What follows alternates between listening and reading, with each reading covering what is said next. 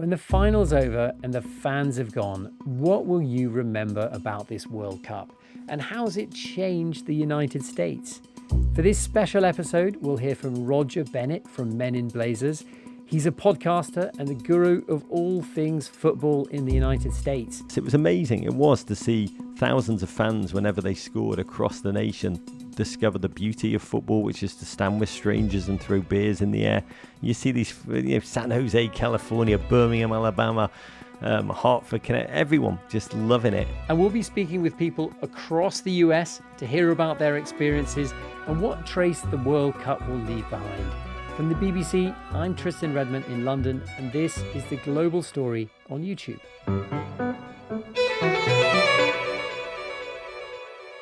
There was a lot of trepidation around this tournament. Jonathan Lemire, staff writer at The Atlantic and co-host of Morning Joe on MS NOW, had some anxiety going into the World Cup. There were concerns about whether tourists would want to come, whether they'd be able to require the visas to do so, whether the ticket prices were just so exorbitant, it seemed. There was a sense that the World Cup was arriving and no one was all that excited about it. That went away as soon as the games began. The stadiums are full. Americans are delighted to welcome international visitors. And what's been so refreshing is, at a time when America's relationship to the world has become so strained, people from all over the globe, including Europe, have come here and just been delighted. They've almost falling back in love with the United States. And then we had these wonderful scenes across the country where those from Scotland literally took over the city of Boston and, frankly, drank all of its beer. We have the Norwegians and their Viking Row celebration. So it has been a great experience, and I think a sort of a welcome reminder at a time of still real geopolitical tensions that, there's still far more that unites us than separates us. And what have you seen in terms of the fans themselves on US soil being pleased or delighted or surprised about their experience in the United States? One thing that's striking is how they're just amazed by America as sort of the land of plenty. Right now, the United States' most effective bit of soft power might be Applebee's. It might be like the chain restaurants that are dot our nation's landscapes, where food is good, the service is friendly, and your visitors from all over the globe appear to be just charmed by it. I think, this comes at a moment where the current administration, the Trump administration, has really cut back soft power around the globe, whether that's foreign aid across the globe to smaller things like Voice of America. And I think the World Cup has at least temporarily filled that void. Well, the World Cup has happened in tandem almost with a big birthday in the United States, the 250th anniversary since the signing of the Declaration of Independence. Has there been a kind of complementarity there, Jonathan? The America 250, I think, for many Americans, was sort of underwhelming, at least at the national level. President Trump abandoned the bipartisan effort to mark the 250th anniversary and instead gave power and money to the far more partisan organization that put him at the center of the celebration. And I think people were left unsatisfied by that moment. So instead, the World Cup stepped in as sort of an unlikely source of patriotism. And I found sort of replaced almost the 250, or at least complemented the 250 in the national conversation. As Jonathan mentioned there, soft power has been a real thing in this World Cup. And the most viral example emerged from a place called Lawrence, a college town in Kansas, which hosted the Algerian team. Well, we had been working, honestly, for 2 years before everything started. We were trying to prepare our community in many different ways. Ruth DeWitt is Director of Community Relations at Lawrence's Tourism Bureau. When we found out the Algerian team was coming, we worked with the University of Kansas International Relations Department, and we started learning all about Algeria. We learned about their history. We learned how integral the men's team was to the Algerian identity. Our library had French and Arabic lessons leading up to them coming, and we feel like we were ready to embrace them when they came. Tell us what it was like when the team first arrived there in Lawrence. What happened? Oh, it was just a magical night. They really didn't get here until about 1 a.m. There were probably 200 Algerian fans there. We had drums, ride music, chanting, fireworks, flags waving, and that bus finally came around the corner into the hotel to just cheers and cheers of fans. And I'm sure the team was surprised to see the outpouring that they got at 1 a.m. Well, pretty soon after they arrived, the world started to see pictures and videos of the incredible time that the Algerian team were having with you guys in Lawrence, Kansas. What was the highlight of the team's visit for you? There are so many. I'm not sure I can pick just one, but I do feel that the community training session was a turning point. Other teams were only allowing like 40 people to visit or something, but the Algerians opened up the venue to over 2,000 spectators. Oh, wow. And yeah, and the University of Kansas band played their national anthem, and they had a clinic with some of our young footballers. They signed jerseys, they did selfies, they did all kinds of things, and it was just an incredible night that exceeded all of our expectations. What was it like watching their matches? Nerve-wracking. The first one, another favorite night of mine is the Argentina game, and we had a giant watch party. Massachusetts Street is our main street, and it was just a sea of green. We could not keep Algerian shirts in stock in Lawrence. There were so many places that sold out of Algerian shirts. The images of the incredible welcome that you gave to the Algerian team went viral. People saw them all around the world. At the same time, there are new restrictions on Algerians entering the United States that makes it a lot harder for people to visit. What do you make of the contrast between those two things? I think part of why our story was so powerful is because of that very contrast. My husband and I talk about it that, a community welcomes visitors is should not be a headline, but it kind of shows where we are in this day and age. Lawrence is a place in Kansas that was founded by abolitionists who were going to form as a free state. And we wear that very, very proudly. I think we connected with the Algerian people in that same sort of self-determination from the colonization of the French. And I feel like that Lawrence spirit of um, injustice and we are going to stand with them. If their country can't come, then we're going to be their home fan base.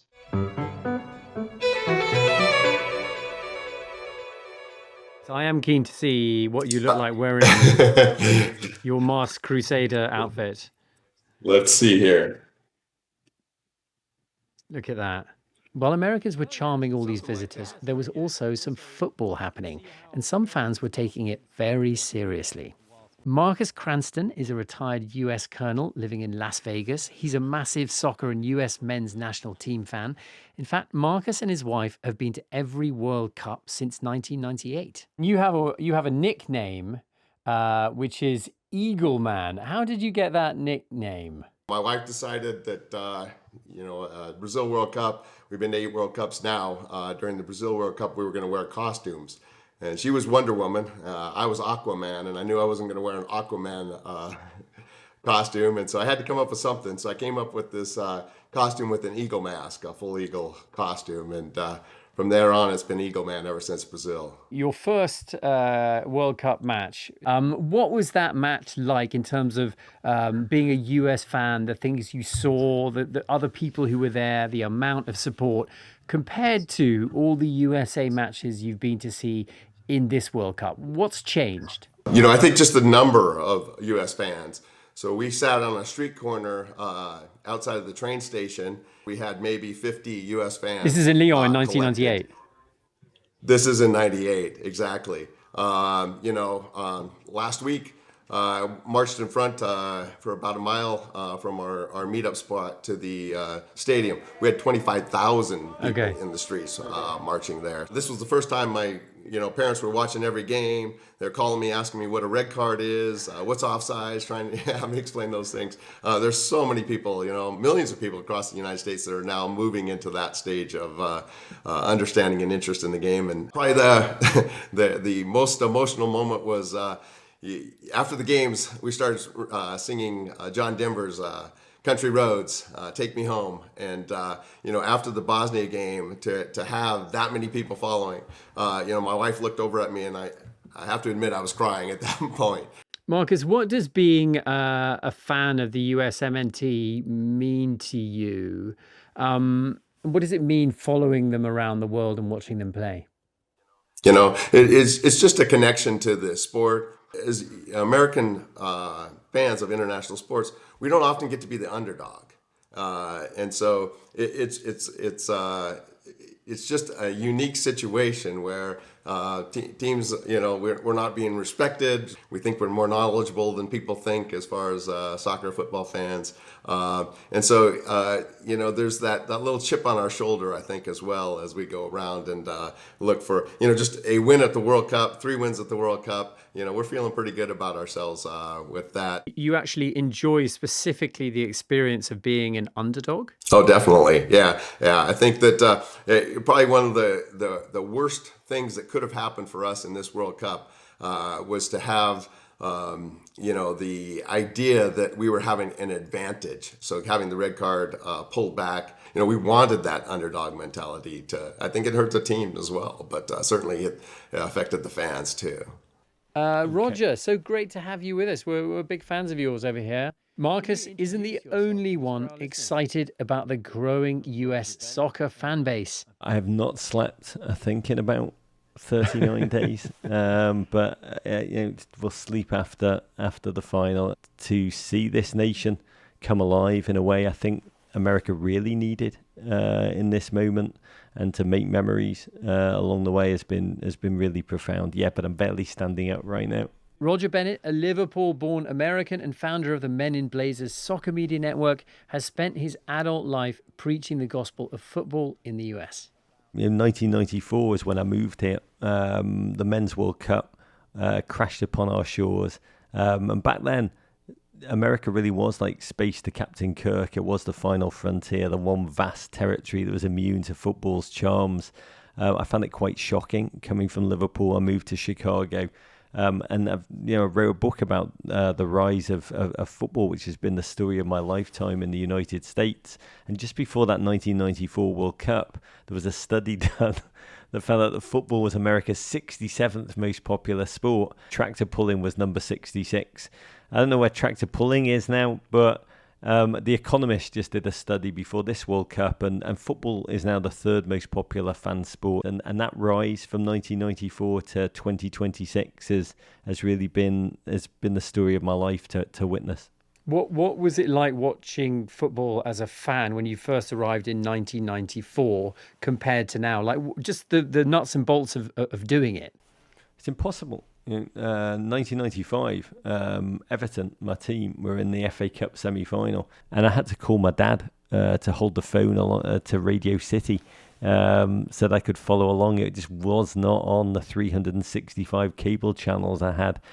So there was a long time where football did live in the shadows. We joke on our show that soccer is America's sport of the future, as it has been since 1972. It's perpetually the next big thing. But this World Cup is kind of the symbol of this turning point where it's very much the sport of the now, particularly for this young audience, massive young Hispanic audience. It's the internet has connected them to what's going on at Liverpool, or Arsenal is close from Alabama, or Michigan, as if they lived in the same postal code as the stadium. But it has, from an audience perspective, it's been magnificent to witness. The American audience is utterly, madly, truly, deeply in love with football, particularly the Premier League. We're talking of local fan bases, Roger. You're a local now. You're a naturalized American.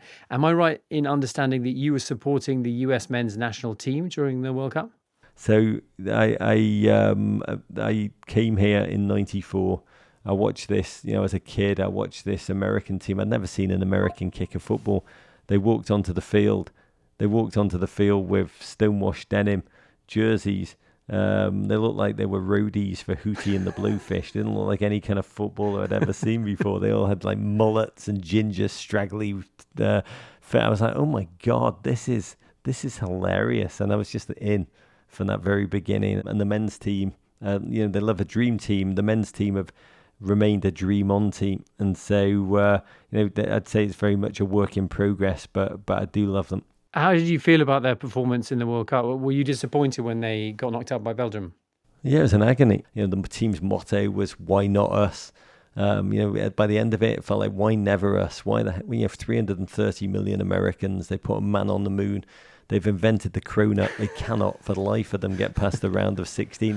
It's almost insane. It's like the one place in the world where that we know that you know that we know that we're not very good at this, and we feel the laughter of the rest of the world. There's a real inferiority complex. It's very difficult to defang.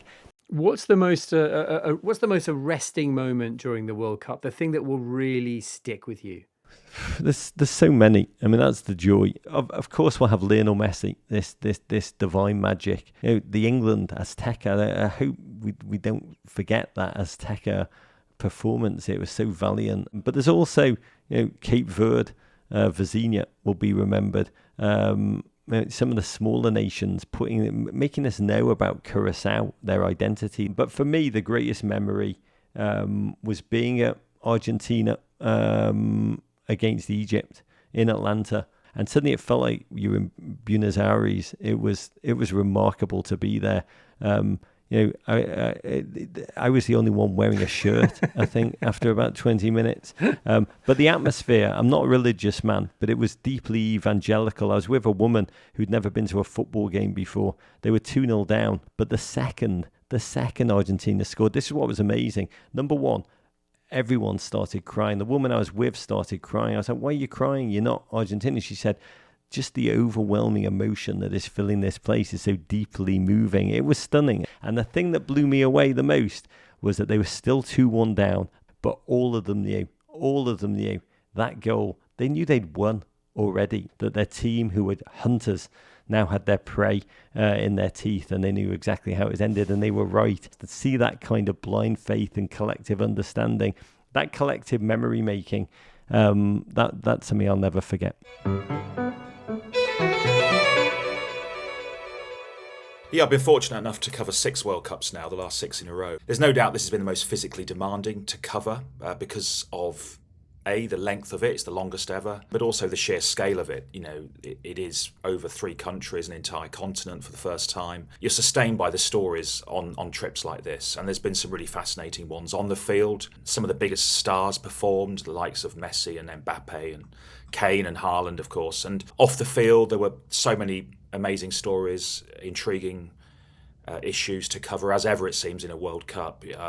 These tournaments reflect the world around us and tell us a lot about the host countries. The involvement of Iran was particularly newsworthy, of course. Scrutiny over the way that team was treated, of the fact they had to switch their training camp from America to Mexico. The controversy around the Somalian referee, wasn't there? Omar Arfan denied entry to the US and sent back home. Concern over the record costs that fans faced. Why and how this had become the most lucrative sports event in history. And I think that led to concerns inevitably about whether this marked perhaps the end of football being the people's game. And I think it will raise major questions of FIFA as to whether they got the balance wrong. Despite all of that, I leave with good memories, I think, of seeing fans from places like Panama filling Times Square in New York, Croatians marching through Dallas, the way that Boston took the Scottish fans to its heart. I think it's given a good impression of North America overseas, and I think my sense is that a lot of Americans have really enjoyed having the World Cup here.